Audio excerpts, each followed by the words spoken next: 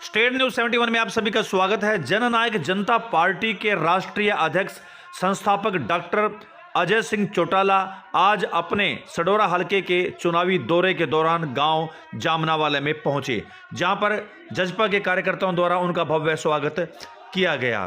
साथ ही जजपा के प्रदेश महासचिव डॉक्टर कुसुम शेरवाल, अनुसूचित जाति के प्रदेश अध्यक्ष डॉक्टर अशोक शेरवाल, संजय रत्तुवाला ब्लॉक अध्यक्ष जजपा सहित अनेकों अन्य पदाधिकारी मौजूद रहे।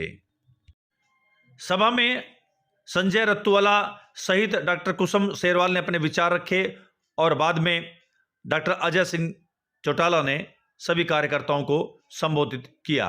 तो आइए चलते हैं सभा में और उनके विचारों को सुनते हैं। पार्टी के राष्ट्रीय अध्यक्ष डॉक्टर अजय सिंह चौटाला जी हमारे हल्का सडोरा में पहुंचने पर उनके साथ चल रहे पार्टी के महासचिव श्री अशोक शेरवाल जी, प्रदेश में महासचिव डॉक्टर कुसुम शेरवाल जी, भाई गुरविंदर तेजली जी, सभी पार्टी पदाधिकारी गांव जामनावाला में पहुंचने पर मैं इनका अपने दिल की गहराइयों से स्वागत करता हूं। अब मैं अनुरोध करता हूं हमारी अल्पसंख्यक के प्रधान भाई सगीरा खान जी आए और डॉक्टर साहब का स्वागत करें। बहुत ही सम्मान के योग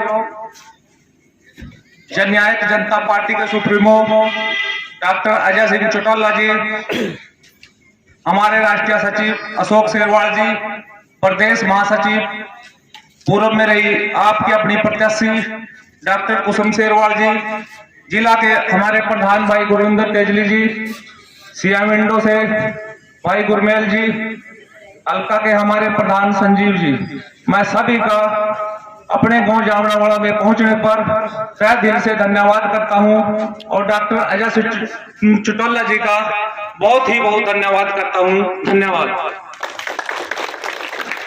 सगीरा जी।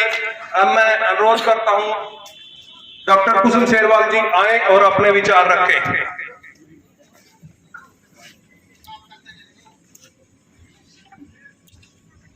बहुत ही आदर और सत्कार के योग गांव जामनावाला में जननायक जनता पार्टी के राष्ट्रीय अध्यक्ष, पार्टी के संस्थापक डॉक्टर अजय सिंह चौटाला जी का यहां पहुंचने पर मैं हार्दिक अभिनंदन और स्वागत करती हूं।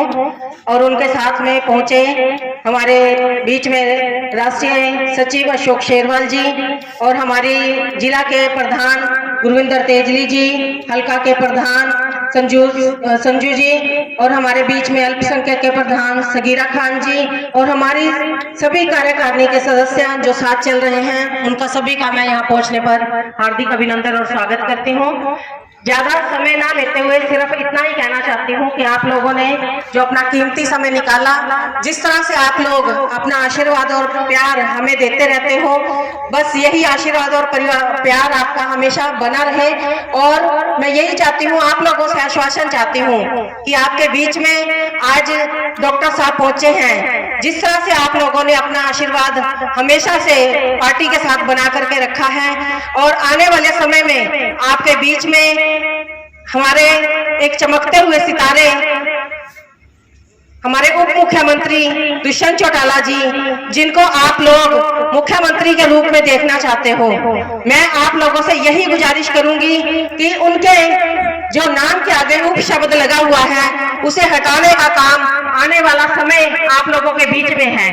2024 चुनाव आप लोगों के बीच में आ चुके हैं। हम लोग हमेशा आप लोगों के साथ आपके दुख सुख में हमेशा बने रहते हैं। जिस तरह से आप लोग हमें आशीर्वाद और सहयोग देते हो, दुष्यंत चौटाला जी के सिर पर हाथ रख दो कि इस बार हमने दुष्यंत चौटाला जी को मुख्यमंत्री बनाना है और आने वाले समय में 2024 में उनको ये ताज पहनाने का काम आप लोगों ने करना है। मैं ज्यादा कुछ न कहते हुए, क्योंकि आपके बीच में डॉक्टर साहब पहुंचे हैं, आपके बीच में अपने विचार रखेंगे और ज्यादा से ज्यादा आप उनके विचारों को सुने, यही कहते हुए मैं आमंत्रित करती हूँ डॉक्टर अजय सिंह चौटाला जी को। आप सबका बहुत बहुत धन्यवाद।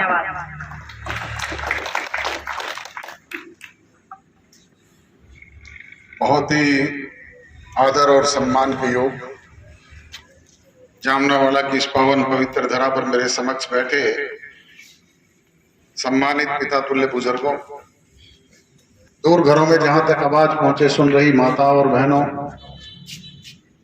हम उम्र नौजवान दोस्तों, कृषि प्रधान भारतवर्ष के उज्जवल भविष्य, अजीज प्यारे बच्चों, पत्रकार एवं छायाकार बंधुओं, साथ आए जननायक जनता पार्टी के हमारे जिला यमुनानगर इकाई के अध्यक्ष अजीज गुरविंदर तेजली जी, पार्टी की महासचिव और पूर्व में रही आपकी प्रत्याशी डॉक्टर कुसुम शेरवाल जी, जिला हल्का इकाई के अध्यक्ष भाई संजीव जी, पार्टी के अल्पसंख्यक सेल के संयोजक सबीरा जी, सम्मानित सभी साथ आए साथीगण, आज बहुत लंबे अंतराल के बाद आपके दर्शन करने का मौका मिला है, आपसे रूबरू मिलने का अवसर प्राप्त हुआ है। मैं इसके लिए आभारी हूं हमारी स्थानीय यूनिट का, जिन्होंने यहाँ आयोजन रख करके आपके दर्शन करने का मौका दिया, आपसे रूबरू मिलने का अवसर प्रदान किया। बुजुर्गों और नौजवान दोस्तों, मिशन 2024 शुरू हो चुका है। मिशन 2024 का मतलब है 2024 में हमारे यहाँ लोकसभा के चुनाव भी हैं और हरियाणा प्रदेश की असेंबली के चुनाव भी होने हैं, और इसको लेकर के सभी राजनीतिक दल अपनी अपनी तैयारियां कर रहे हैं। हमने भी पार्टी के स्तर पे फैसला किया था कि हम 10 के 10 संसदीय क्षेत्रों में बड़े आयोजन करेंगे और हरियाणा प्रदेश के गांव-गांव में जाकर के जनसंपर्क अभियान के तहत लोगों की समस्याओं को जानेंगे, समझेंगे, सरकार के स्तर पे जो भी कोई समाधान होने वाला होगा उसका निराकरण करने का काम करेंगे। आज से 6 वर्ष पूर्व आपने जननायक जनता पार्टी का गठन जींद की पावन धरा पे किया। लाखों की तादाद में पांडु भंडारा पहुंच करके एक होनहार नौजवान की पीठ पर हाथ रखा, उसकी हौसला अफजाई की। उसी की बदौलत उसने विपरीत परिस्थितियों में 9 महीने में न केवल नया राजनीतिक संगठन खड़ा किया, बल्कि आपके आशीर्वाद से 3-3 चुनाव झेले। कभी जींद का उपचुनाव आया, कभी लोकसभा के चुनाव आए, तो कभी हरियाणा प्रदेश की असेंबली के चुनाव आए। आपका सहयोग और आशीर्वाद था, उसी की बदौलत पार्टी को 17.5% वोट आपने दिए और 10 विधायक चुन करके हरियाणा प्रदेश की असेंबली में भेजने का काम किया।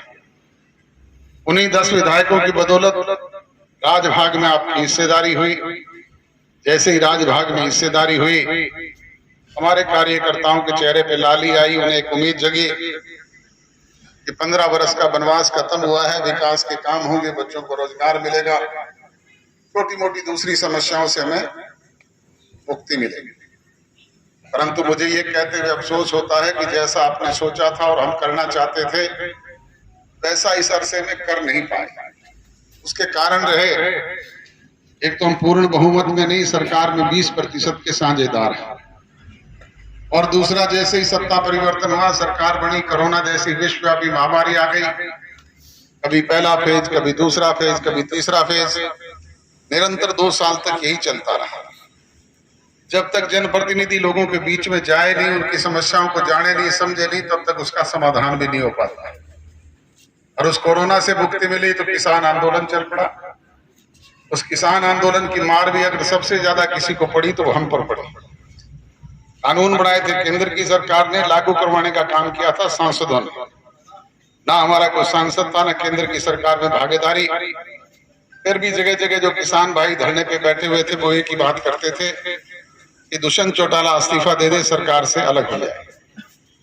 मैंने अनेक बार सार्वजनिक मंचों से भी कहा, मीडिया के समक्ष भी कहा कि भाई इस्तीफा अगर किसी बात का समाधान है तो एक दुष्यंत का नहीं, 10 के 10 विधायकों को मुझसे ले जाओ और अपना समाधान करवा।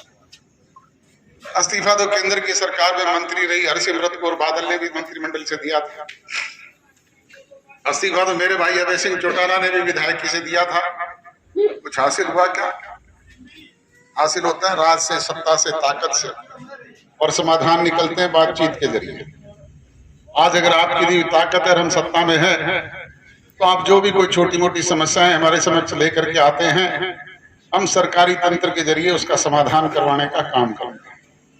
और अगर ताकत ना हो, फिर मेरे जैसे कितने लोग रोज आपके बीच में भाषण देते घूमे, कोई पूछने वाला है क्या? जो कोई कोर कसर कमी कोताही पिछले समय में रही है, चाहे वो कोरोना की वजह से रही, चाहे वो किसान आंदोलन की वजह से, चाहे कोई हमारी कमी की वजह से रही, ना केवल उसकी भरपाई शेष बचे हुए समय में करेंगे, बल्कि आपको सवाया करके देने का काम करेंगे। और जो कोई कोर कसर कमी कोताही संगठन की दृष्टि से रही है, उसकी भरपाई करने का काम आपने करना है। वो काम ना अकेला अजय सिंह चौटाला कर सकता, ना मंच पर बैठे हुए दूसरे लोग कर सकते, वो आप और हम मिल करके कर सकते हैं। इसलिए हर बूथ पे एक बूथ योद्धा और हर बूथ पे एक बूथ सखी, क्योंकि आजकल 50% की भागीदारी माताओं बहनों की। उनके साथ अनुभवी लोगों की टीम खड़ी करें, ताकि निकट भविष्य में जब भी वो अवसर आए, वो मजबूत टीम आपकी पार्टी के पक्ष में मतदान करवा करके आपको सत्ता की दहलीज तक पहुंचाने का काम कर सके। यही विनती और गुजारिश करते हुए आप सबका आभार व्यक्त करता हूं। आपने काम के कीमती समय में से समय निकाला। आप सबका बहुत बहुत धन्यवाद। जय हिंद।